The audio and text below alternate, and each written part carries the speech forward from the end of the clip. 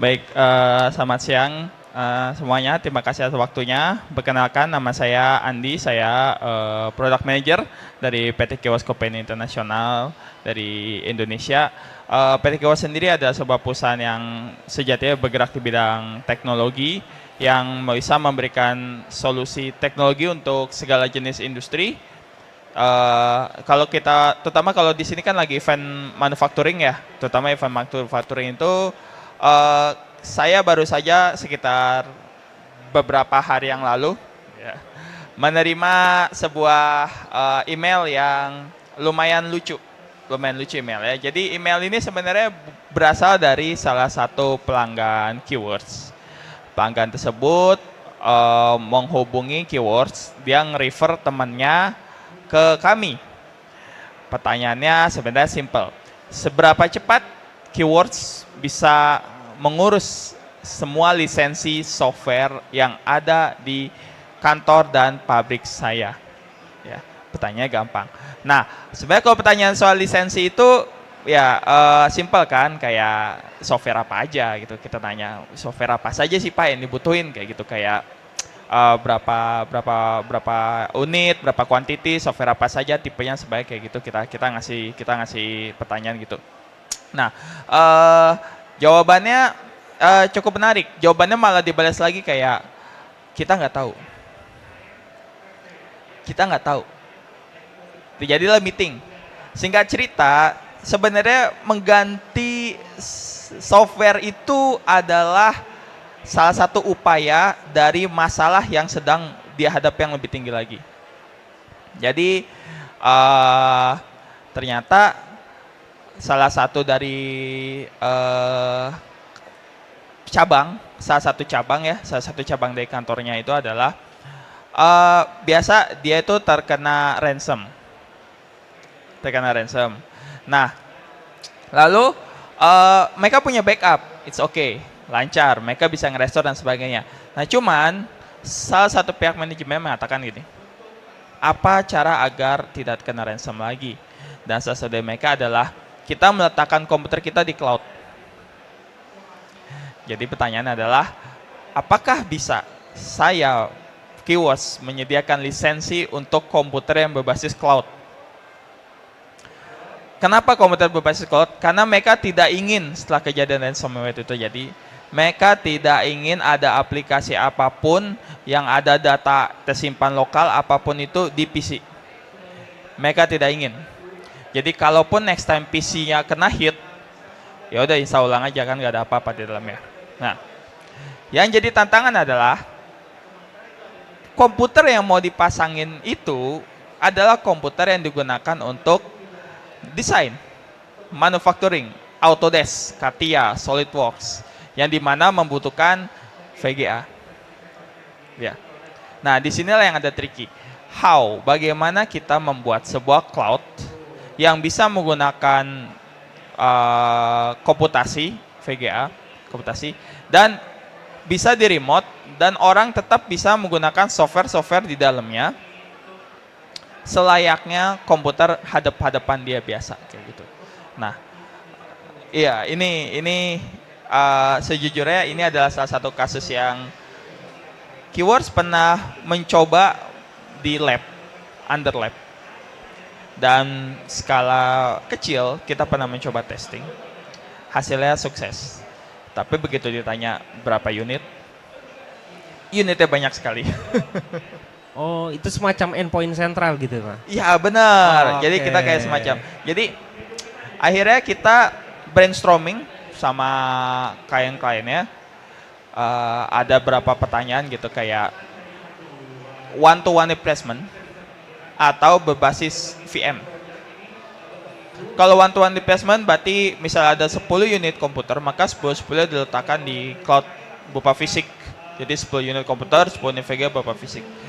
Which is harganya mantap. Ya. Berapa tuh? Udah pasti mantap. Itu udah karena komputer pada dasarnya meletakkan komputer yang untuk seperti itu di cloud itu digunakan untuk server yang nyala 24 jam, dan komputer desain itu nggak nyala 24 jam kan, nggak ada orang ngedesain jam 1 malam, oh bangun saatnya desain gitu ya. Nggak ada. Nah, akhirnya diputuskan menggunakan VM dan kita ngebuat yang namanya GPU pass-through untuk VM-nya ke VGA-nya atau VM-nya. Jadi dia bisa seakan-akan. Oke. Ya, kayak gitu. Jadi memang problem para pengguna virtual machine, baik yang itu on premise misalnya ataupun yang dengan menggunakan cloud itu kebanyakan memang oke kita bisa menggunakan kapasitas storage-nya request berapa. Kemudian CPU-nya berapa, memorinya berapa. Yang paling banyak dipertanyakan itu how about GPU-nya, Pak? Ya, iya. Gimana itu kalau Nah, ini dari yang, keyword? nah, yang paling banyak dilakukan itu GPU-nya, Vega-nya, terutama bagi Katia, SolidWorks kayak gitu. Mereka ingin mencari VGA GPU yang memang stabil dan bahasa kasarnya tersertifikasi ya, bisa kompatibel dan sebagainya gitu. Akhirnya kita bisa melakukannya seperti itu. Dan usernya bisa mengakses software-software yang dia butuhkan, lisensi-lisensi dan sebagainya dengan lancar. Nah, kita bikin kayak semacam demo ya, semacam demo test dan kliennya senang dan oke, nggak masalah. Nah, kemudian pas diaplikasikan, diakses langsung dari remote. Kan ada beberapa orang yang WFH ya. Sekarang kan 2024 banyak yang orang WFH gitu ya. Ada yang dia coba WFH dari rumah kayak gitu kan sebagainya. Ada sedikit problem. Dan ternyata beda rumah, beda koneksi, beda latensi, beda lag-nya. Nah, ini yang sering diantisipasi ya, maksudnya menjadi ketakutan para pengguna virtual machine. Iya, benar sekali. Kita balik lagi nih Pak, saya agak mundur sedikit boleh ya. Ini salah satu fitur yang disediakan oleh Keywords kah? Benar sekali, jadi itu adalah salah satu fitur ya. Nah, maksud kita adalah gini, nanti mungkin para viewers juga pasti bertanya-tanya nih. Kan tadi virtual machine itu kita identik dengan penggunaan virtual machine di luar daripada device kita. Tapi dalam rangkaian semacam memori, hard disk dan segala macam itu kan di-provide oleh virtual machine atau cloud-nya sendiri. Iya, benar sekali. Nah, keyword ini untuk tadi Pak GPU-nya. Itu GPU-nya apakah kita request sendiri juga di sana atau GPU-nya yang dimaksudkan dengan pass-through itu dari kitanya? Device kita pass-through ke sana apa gimana? Oh, untuk sebenarnya kalau terkait VGA ini, kalau apabila klien sudah memiliki VGA sendiri dan dia mau pakai VGA ini aja mas, desainer udah seneng pakai ini, kencang di bla gitu, kita bisa pakai itu. Kalau memang pengen request, maka nanti VGA-nya diletakkan, kita yang cari dan kita letakkan di data center Keywords. Tapi kalau klien punya VGA sendiri, bisa custom, dia bisa memberikan VGA-nya di Keywords. Nanti kita coba implementasi data center Keywords seperti itu. Oke, jadi VGA-nya tetap di sana ya? Iya, benar. Oke Pak. Nah, terus lanjut nih. Setelah kita teliti dan sebagainya, akhirnya kita mengimplementasikan VPN standar ya. Jadi setiap orang mau connect ke VPN, latensinya kita potong. Sebenarnya nggak dipotong, nggak benar-benar dipotong. Latensinya masih ada yang tinggi, masih ada yang rendah. Hanya saja semua seakan-akan berada di satu tempat yang sama. Nah, nggak sengaja dari situ, karena setiap user akhirnya punya akun VPN sendiri masing-masing gitu. Nah, dari situ nggak sengaja kita ketemu dari mana masuk ransomware ya. Ternyata memang ada salah satu pegawainya yang jadi beliau ini suka komunikasi sama pihak luar, suka email-emailan ya. Oh, Oke. phishing. Oh ya, semacam phishing gitu. Jadi beliau ini suka email-emailan sama pihak luar, ngobrol antara quotation, penawaran, kerjasama dan sebagainya. Nah, terkadang ada email-email yang legal, bukan yang legit masuk ke mereka dan masuk spam. Beliau tidak suka, dimatikan anti spam ya. Jadi semua email masuk dan ternyata berasal dari situ. Akhirnya dari situ kita tweaking lagi email spam, sistem anti spamnya sama whitelist dan sebagainya. Akhirnya jadi lebih aman insya Allah ya. Dan tidak ada terulang lagi. Tapi yang pasti karena semuanya ditaruh di cloud, PC-nya itu cuma modal remote aja. Setiap kali misalnya ada virus atau apa, orang bilang reinstall aja. Oke, gitu. Jadi gini Pak, saya nanya ya. Kan misalnya nanti yang seperti itu virtual machine berbasis cloud ya. Iya. Di Kiwat itu di-provide oleh Kiwat. Misalnya kita menggunakan tersebut. Nah, satu waktu seperti yang tadi nih, ada email phishing masuk, kita nggak tahu, kita nggak tweaking email segala macam, kita nggak buat whitelist dan apa segala macam, masuk nih. Dari sekian banyaknya email ternyata salah satunya ada ransomware-nya. Kita buka, terus terkontaminasi lah semuanya oleh si virus ransomware ini. Solusinya dari Kiwat ini ada backup filenya nggak sih? Nah, kalau di case yang kemarin, karena orangnya sendiri udah bilang, saya tidak mau meletakkan apapun di PC lagi. Semua data taruh di cloud, jadi backupnya diletakkan di cloud. Tapi kalau memang backupnya ingin diletakkan di PC masing-masing, Keywords juga menyediakan solusi yang mau backupnya satu PC aja, atau per folder. Bisa orang bilang, my dokumennya aja di backup, gitu, yang lainnya nggak usah gitu. Atau mungkin per aplikasi, jadi ada aplikasi-aplikasi tertentu kayak misalnya database MySQL yang bisa kita backup, jadi per aplikasi seperti itu. Nah nanti sistem penyimpanan backupnya sendiri bisa diatur apakah mau di cloud kami atau di cloud punya user, punya klien. Dan mau lebih gila lagi apakah mau dienkripsi atau tidak, karena biasanya yang my dokumen yang kliennya minta tolong backupan aja my dokumen terus dienkripsi. Nah itu biasanya PC-PC orang finance atau manajer-manajer C-level atau manajer-manajer yang memang isinya ada data-data private yang hanya orang tersebut yang bisa mengakses. Ya kekurangannya apabila orangnya lupa ya lupa ya, jangan sampai lupa passwordnya. Resikonya itu ya? Iya resikonya seperti itu. Privilege makin tinggi, ya, resiko makin tinggi. Betul sekali. Tapi terhadap ransomware aman? Aman. Jadi apabila kena hit sekalipun, reset, restore, PC-nya baru seperti sebelum kena ransomware. Oke. Pak saya mau cerita sedikit nih, misalnya gini, nantinya mungkin ini apakah yang saya ceritakan ini bisa di-provide sepenuhnya oleh Kiwat apa enggak? Katakanlah misalnya di Indonesia itu ada pabrik Alfa misalnya, beroperasional selama 24 jam, dimulai dari administrasi, finance, produksi, kemudian rantai pasokannya berjalan semua 24 jam. Tiba-tiba salah satu administrator ini membuka email phishing tadi, jetret kena semuanya berhenti.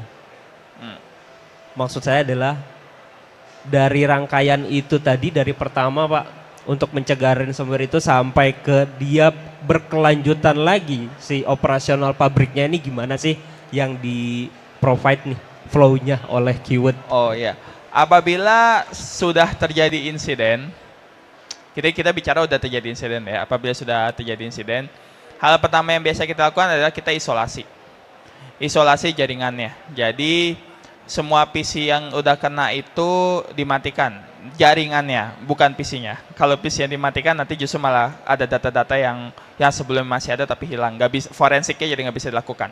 Nah, PC-nya tidak dimatikan tapi jaringannya aja dicabut seperti itu, dan PC-nya tersebut itu kita katakan ya kita isolasi kayak gitu. Nah, biasanya dari situ nanti kita tinggal cari tahu aja tipe ransomware apa, dan kalau memang ada key-nya di internet akan kita coba cari. Kalaupun tidak ada atau ada varian yang mirip, di luar sana itu banyak sekali organisasi-organisasi non-profit yang mau ikut menganalisa dan bisa nembusin key-nya buat dicari tahu biar bisa dibuka. Oh, kayak dicari gitu. Decrypt-nya gitu. Dicari decrypt-nya, kita bantu cari decrypt-nya. Gitu. Kalau memang misalnya benar-benar tidak ada dan ini benar-benar varian baru, gak ada yang tahu ya, bakal kayak kepolisian aja gak ada yang tahu seperti itu. Maka dia mau gak mau kita akan isa ulang dan pakai backup. Nah, restore pakai backup. Tapi untuk mencegah hal seperti ini, biasanya kita harus cari tahu dulu ini masuk dari mana. Misalnya masuknya dari email. User yang punya akses email, kita beri edukasi pertama ya. Edukasi dan ada tes. Ada tes nih. Jadi kita bisa ngirimin tes nih, pura-pura jadi email legal. Terus dilihat nih siapa yang lulus tes dan siapa yang tidak lulus tes ya. Itu ada tuh. Jadi ada pancingan-pancingannya gitu. Kalau user yang lulus tes, biasanya dia akan nge-report, oh ini nih email gak bener di report. User yang gak lulus tes bisa ngeklik. Oke, karena permainan si hacker ini juga ada unsur social engineering Iya, ya. unsur tipu-tipu social engineering kan ya, pura-pura jadi si anu Iya, gitu. Nah, jadi harus si user ini harus mampu mengidentifikasi ya. iya benar. Ini email yang phishing atau bukan, seperti itu. Iya benar, karena namanya malware itu kalau ngirim email phishing dan sebagainya pasti akan secanggih apapun filter kita pasti ada satu atau dua lewat. Nah, Jebol juga pasti ya. ada satu atau dua yang lewat tipis. Dan ini mana-mana biasanya penjahat lebih pintar dari polisi. Betul. Nah, biasanya itu nanti berarti tinggal memastikan aja usernya tidak macam-macam ngeklik ya. Nah, nanti kalau dari situ edukasinya udah selesai, maka kita bikin sistem filtering yang sesuai dengan kebutuhannya. Misalnya industrinya biasa berkomunikasi dengan PT pabrik Astra atau Honda, maka kita melakukan whitelist semua email yang dari Astra atau Honda yang memang legit kita bypass, kita lewatin. Sisanya harus dicek dulu masuk ke dalam filter spam seperti itu. Nanti langkah berikutnya kita membuat backup khusus di user-user tertentu sesuai dengan kebutuhan. Misalnya tadi kalau usernya yang dia manufacturing yang biasa ngegambar-gambar, maka yang kita backup biasanya adalah folder di mana dia tepat meletakkan file CAD-nya, file CAD-nya di mana CAD-nya. Itu yang kita backup. Untuk aplikasi Autodesk-nya sendiri kita nggak backup ya, itu gede banget. Gede memang. Gede banget ya, kita nggak backup. Nah, untuk kayak supervisor atau manajer ke atasnya yang kita bisa backup biasanya adalah satu PC utuh penuh seperti itu, karena biasanya mereka itu memiliki konfigurasi khusus custom yang di luar PC biasa. Tuh. Oke, tadi kan ada beberapa fitur nih Pak dari keywords mengenai ransomware, antisipasi ransomware dengan melalui backup ya itu tadi. Ada apa aja sih Pak di keyword Pak selain backup itu? Jadi, kalau mau lebih lanjut, kan kita kan tadi kan mendeteksi dari soal ransomnya, bagaimana ransomnya masuk. Keywords juga bisa membantu melakukan audit. Iya, audit. Jadi setelah kita meneliti dari mana ransomware masuk, lalu membuat sistem untuk menangani ransomware kalau kejadian lagi, berikutnya kita bisa melakukan audit berkala akan kayak misalnya bug-bug server, bug-bug aplikasi, dan kita bisa melakukan notifikasi ke klien kayak user kayak aplikasi ini yang kamu pasang ini ada bug yang critical di sini. Mohon segera di update. Kalau memang misalnya bingung cara update-nya, kita bisa bantu. Nah, sistem ini udah dipakai di beberapa pemerintahan. Jadi ada beberapa Pemda dan pemerintahan kerjasama sama Keywords di bidang bagian auditin kayak gini. Dan so far, alhamdulillah sampai sekarang tidak ada insiden, jangan sampai. Dan keamanannya juga alhamdulillah aman dan tersedia report juga. Oke, berarti ada audit sekaligus consulting ya Pak? Iya benar. Kalau misalnya pasca kejadian nih, threat kena, biasanya apa? Yang sering dialami oleh si administrator itu begitu terkena ransomware panik Pak. Mereka nggak tahu mau ngapain nih. Saking paniknya udah nggak bisa mikir ngapa-ngapain lagi. Semuanya dicabut. Ini yang disediakan oleh keyword ya? Iya benar. Jadi begitu kena ransomware, jangan panik. Jangan panik. Biasanya orang itu kena ransomware panik dia langsung restart komputernya. Jangan. Betul. Yang ada nanti komputer nggak bisa booting lagi. Kita udah sering kali ada berapa case ya ketemu ada orang yang minta bantuan, ditanya komputer udah restart belum? Udah. Begitu di restart, dinyalain boot sektornya udah dimatiin sama ransomware. Boot sektornya nggak bisa hidup. Begitu tampilan login Windows cuma bisa login, terus tampilan UI-nya kedap-kedip, dengan apa itu wallpaper yang ada tulisan peringatan bla bla bla kayak gitu. Jadi udah semua udah kehapus wipe. Sudah terencrypt Ya, oleh jangan ransomware. panik, jangan restart komputer. Oke. Cabut aja dari jaringan. Apalagi sampai ngebanting di Oh iya jangan.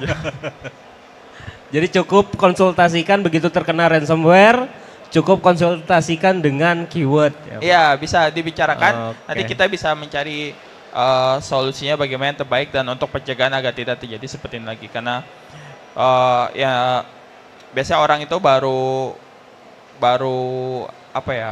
sadar akan pentingnya pencegahan ransomware ketika dia udah pernah kena atau dia udah pernah dengar atau ngeliat langsung orang yang kena, baru dia sadar. Oke. Jangan Karena sampai- memang tidak ada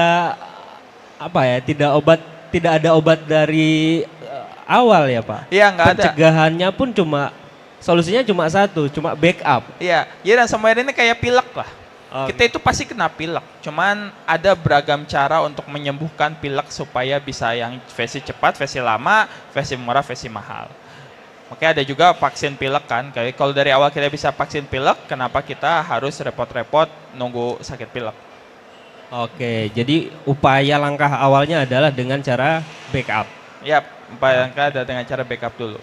Oke, terima kasih penjelasannya. Mungkin ada tambahan lagi yang akan disampaikan oleh Pak Andi terkait dengan apa yang dibicarakan tadi. Kemudian saya ingin bertanya Pak, kesan dan pesan mengikuti event Manufacturing Digital Hub pada kesempatan kita kali ini dari Kiwut, silahkan Pak. Oh ya, bagi para rekan-rekan manufacturing atau perusahaan-perusahaan yang ingin go internasional dan belum memiliki website atau email, tidak tahu caranya membuat website yang aman seperti apa, bisa konsultasi juga ke Keywords. Kita menyediakan jasa pembuatan website sesuai dengan kebutuhan yang custom, dari yang mudah sampai yang aneh-aneh. Kita udah berdiri dari tahun 2005, klien udah lumayan makan asam garam udah dari tahun 2005 dah. Terus jangan ragu ya untuk bertanya juga pada saya atau pada rekan saya.